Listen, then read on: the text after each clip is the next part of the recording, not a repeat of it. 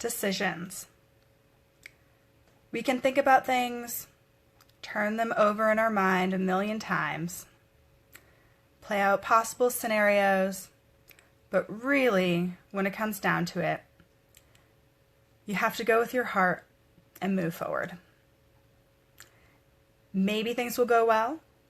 Maybe things will turn out poorly.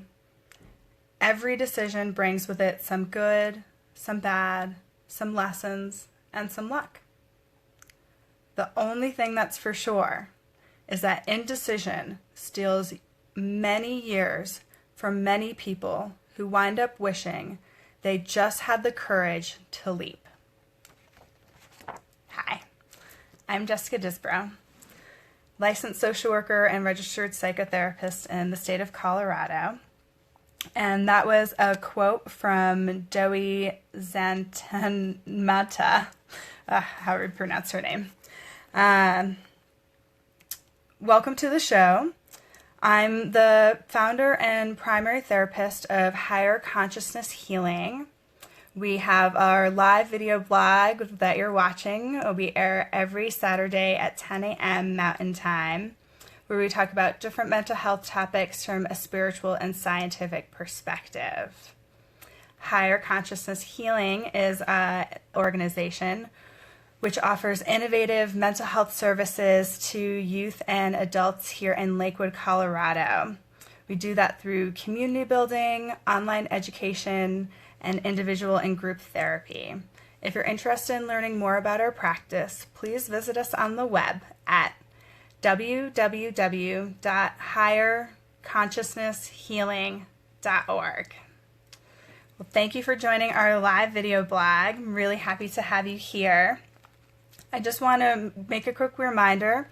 Definitely feel free to ask questions and comments during the show, and anything relevant I'll answer in the moment, and if not, I'll answer at the end.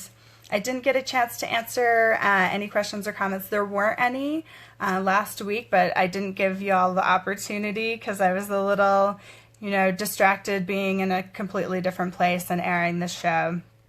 So my apologies for that. I definitely want you all to feel like you can speak up during our show. All right. Last week we talked about gaslighting, and there's kind of been a theme in the last couple episodes around how our beliefs shape our reality. And basically how that's happening is that our brain experiences and gets programmed with all this information when we're growing up, and then we kind of play out those patterns. And so our reality is now based more on our past and those experiences, a lot of time negative experiences, and then we're kind of stuck in that reality. So how do we break past that, and how do we not buy into other people's realities? I'm just going to take a sip of water real quick.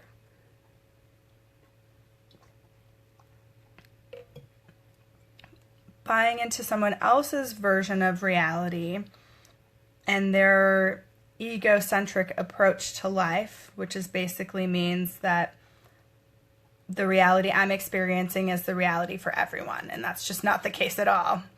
We don't really have a true reality that we can tell. It's really just perceptions of that collective reality, and we're all just seeing it in a different way. We kind of have to surrender to that, unless you're a narcissist. Watch the past episodes if you're wondering what I'm talking about. All right, today we're going to be talking about something really important, which is why is decision making so hard? Because when we're talking about deciding things for ourselves and deciding what we believe and deciding what our reality is, that gets really complicated, and it's already complicated enough just for normal people trying to make decisions. So before I go any further, I want to ask you and the audience, what makes it hard for you all to make decisions in your everyday lives, or really big decisions? I know for me, as we give a minute for everyone to answer, it can be really overwhelming because you feel like you have to make the right decision Like there's one decision that's going to be the best decision, and all of the other decisions are going to lead to chaos and pain and struggle and things like that. So I know for me that's really hard. All right, I see some people in the audience.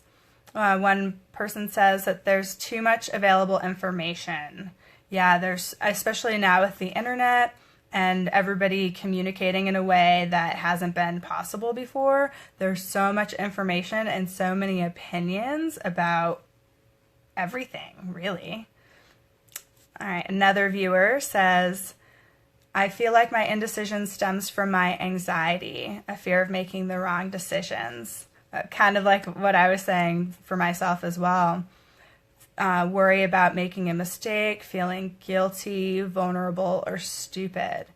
And that's a really important thing to keep in mind, is as we're making decisions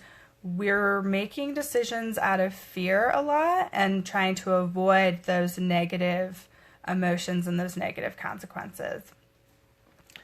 And it really doesn't have to be like that, because ultimately every decision that we make is the right decision for us. And I know that seems kind of crazy. How can that be possible? Well, when we make a decision that we feel like is the wrong choice in retrospect, what really has happened is we needed that experience. We needed that lesson to teach us otherwise. Because we wouldn't have made a mistake if we had known better, and we just didn't know any better. So we kind of have to forgive ourselves for that one. All right, thank you so much in the audience for participating. I'm really excited to get into the brain science answer, because this is something that's really puzzled me personally, feeling like I have like multiple personalities or something. And really, it's our left and right sides of our brain. Now, it's pretty fascinating. It's almost like we have two brains, because each side has an amygdala, a hippocampus, and it has all of the things that the other side has to regulate thoughts, emotions, values. They have completely different ideas about those things, depending on what side of the brain is talking. It's crazy, because they're structurally separate and independent, and they function independently, but they know what's going on the other side of the brain. But they're fighting for dominance, basically. To break it down a little bit further, I'm really going to get into what the right side of the brain has to offer and what the left side of the brain has to offer. And then we can try and balance between the two. The right side of the brain, really easy way to put it, it's all about being. I'm just here being. And the left side of the brain is all about doing. I don't think I need to explain that one. So the right side, it's very abstract, intuitive. It actually receives energy that we can't see and processes it.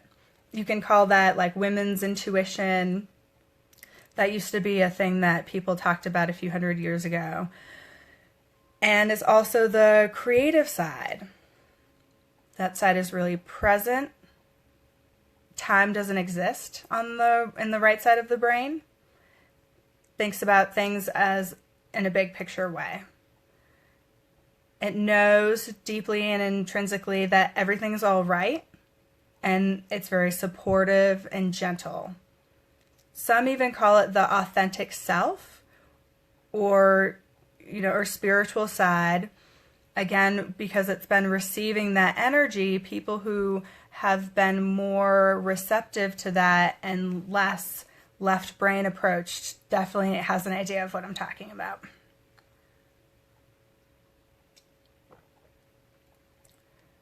Now, our left side of the brain, it's logical, it's organized, it's detail-oriented.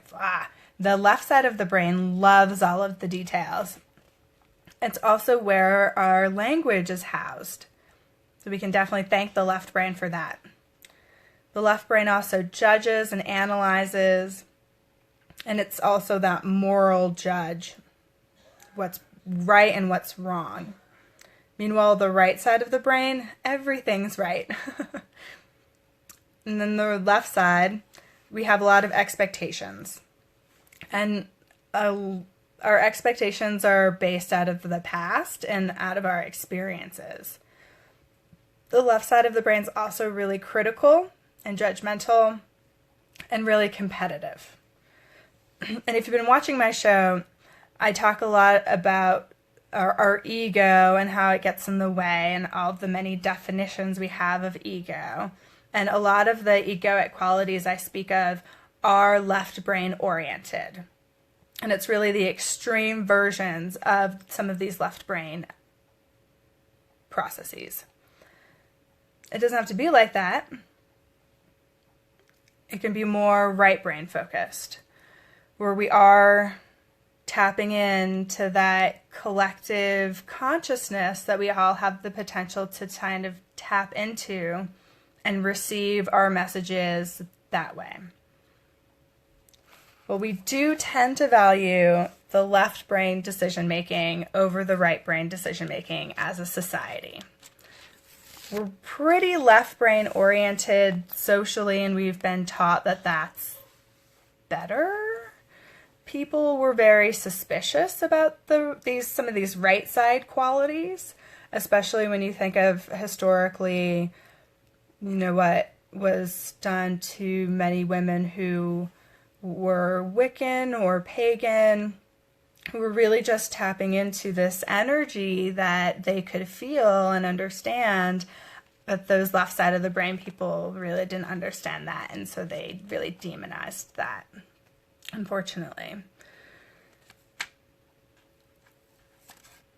Well, we've got to use both. And the problems with just using the left side is it's extremely limited. It's extremely limited. If you're only doing things based on your past experiences and based on what you know logically, life's going to be pretty boring for you and kind of stressful, honestly. I mean, you have all those expectations. You're constantly going around having expectations about different events or things you're involved in or family and relationships. And that does not go well. Overly critical does not go well. And the left side of the brain would rather be right than happy. And I'm sure you can think of the implications for that within relationships. Well, I've come up with 10 tips to help balance between the right and the left side, and to give you some food for thought about different things that have come up for me and people that I've worked with. I'm getting over being sick and my mouth is just so dry. Colorado. It's already dry here. All right. Tip number 1, relax. I know, right? Relax, really, for a few different reasons. You don't have to decide until you need to decide. And this is something that I learned within the last couple years, because I'd spend so much time and energy on this loop where I was constantly trying to figure out, okay, what's the problem? What are all the details of the problem? How can I solve this problem? What are all the alternatives? What have I experienced? I don't know. And then, never really getting anywhere. It's not really helpful. So don't decide until you need to decide. And the second point with relax, and I did mention it above a little bit, is that when we relax and when we breathe and do some of that meditative work to calm down the mind and all of its busyness, and the reason why the mind talks at us is because that left side of our brain is the language center, and so it's piping up loudly. When we relax and get into a calm place, what we're able to do is we're able to allow information to come into the right side of our brain, and it will miraculously solve a lot of our problems. Yeah, I'm going to say that again. When we relax and we're receptive and our mind is clear, our right brain is able to bring in new information to help us solve our problems in a radically amazing way. So definitely take advantage of that. And I have some other videos. I think number 3 talks about mindfulness and meditation. Number 3, be comfortable with the unknown. The left side of the brain wants to know everything and wants to predict and has those expectations. We have to be comfortable with the unknown. It's okay if we don't know. We don't have to decide right now. And the funny part is when we get comfortable with the unknown, we kind of figure out more of the things that we know. Funny how things work like that. Number 4, don't get obsessive about details. It's important to recognize when we're in that left side of the brain and when we're starting to get really obsessed with details or really like super hyper focused. It's really not that great for us. So when we catch ourselves doing that, doing some of those relaxation techniques and getting ourselves back in balance. Number 5, remember love as a core value. When we're trying to make decisions and when we're just going about our life, and a lot of times it's really easy to come from a place of fear. And instead, remembering love as a core value can be really helpful when making decisions. And it can be about being happy and not about being right.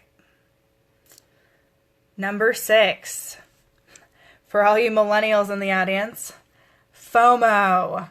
FOMO. I have some things to say about that. Fear of missing out. FOMO. FOMO. Well, with FOMO, we really need to find a level of trust that you're exactly where you need to be. And the decisions that you're making are the right decisions for you. And I said earlier, even the mistakes that we make, they're not really mistakes. They're learning lessons. They're things we needed to learn. If we end up learning the same lesson over and over again, babe, like write that stuff down. Put that somewhere. We don't need to be on repeat all the time. All right. So again, for FOMO, it's about trusting that you're exactly where you need to be and that you can make good decisions about where you're going in your future in those moments that you need to. Number 7, gotta feel it out. And that's about using not only the right side of our brain, but also our body. Our body is an amazing conductor of energy, and it really can tell us a lot. So when we tune in and we close our eyes and we think about we'll say we have 2 things to choose from. Choice number A or choice number B. I'm going to give a really lame example. Do I want a cat or do I want a dog for my pet? I close my eyes. I think about that dog. What it'd be like to have the dog. Getting it from an animal shelter, bringing it home, all the responsibilities. I feel what it really feels like in my mind and body. And then I do the same thing with cat. Oh, they're lower maintenance. Maybe that would be good, things like that coming into mind. And what it'd be actually like to have that animal in my home and what it would feel like. So feel it out. That's a really good indicator. Number 8. Having some trust in the right side of your brain. And I really hope that this episode has helped to enlighten you all in the audience that we really can trust the right side of our brain and trust the unknown and have faith. It's a lot of what people have been trying to pass on through different spiritual teachings and practices and even religion. Having faith is so important. And part of that is trusting the right side of our brain. It's really happening. It's really happening. Like this whole energy, knowingness, and having the potential to have all of your problems resolved because we have the ability to tap into that collective consciousness. It's amazing. So trust it. Number 9. If you feel stuck, write it out. Now, I'm not saying the right side of the brain is the way to go and that we just need to bow to that and turn off the left side. Definitely not what I'm saying at all. Having the left side is really great, and sometimes it's awesome to write out what's going on and how we can best make that decision. There's great tools online for decision making. Takes very, very left brain strategy approaches. And as long as we're balancing that out with how it feels and like what our gut feelings are, we can kind of come together and have a more solid conclusion. And number 10 is when we're making decisions, we have to address what the fears are. People don't want to address what the fears are. We have a tendency to bury our pain and fear. We don't want to deal with it. We don't want to see it. So addressing what those things are is just so vital. Now, when we have things in balance and we're really being intuitive and allowing the right side of the brain to really do what it's supposed to do naturally and intuitively, really magical things can happen. And it's because we're not shutting ourselves down with saying, no, that didn't work out for me in the past, so it's probably not going to work out for me this time. Please don't. Decisions made from past experiences are really, really limiting. The reason is they're only our experiences, and they're only a small bit of everything that's going on and everything that's possible. And so when we're looking at it just through our experiences and trying to make decisions, it's not really the best. So we got to open our minds and our hearts and allow that to guide us forward. That about wraps up today's show. Thank you all so much for watching. Next week, we're going to be diving deep into fear because it's ruining your life. Maybe not you personally, but a lot of people. I really think it's ruining a lot of people's lives. So let's talk about it, how it's happening, why it's happening, what we can do about it, and really dissect our fear next time. Now's a good time for questions and answers, comments, things like that. Ask now. I'm going to give an announcement in a second.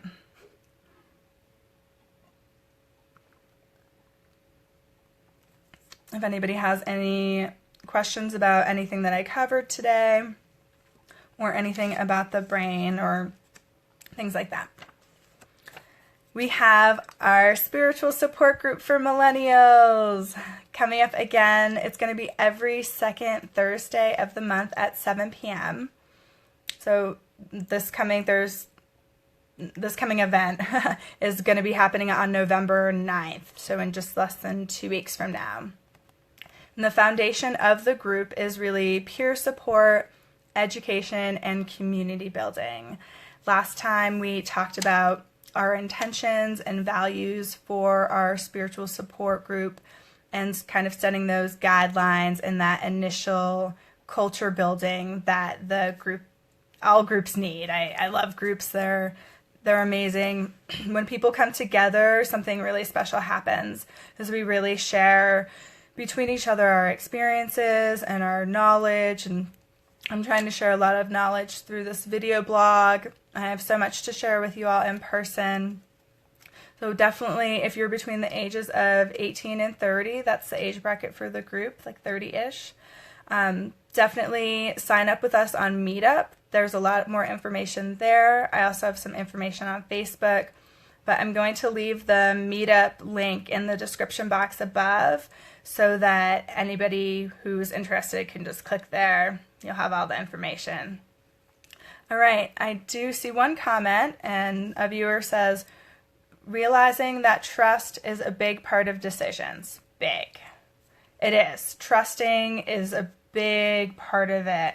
And that's why the show is a spiritual show too, is it's about trusting the things that we can't see. And for a long time, we had no way of showing that there is anything to trust.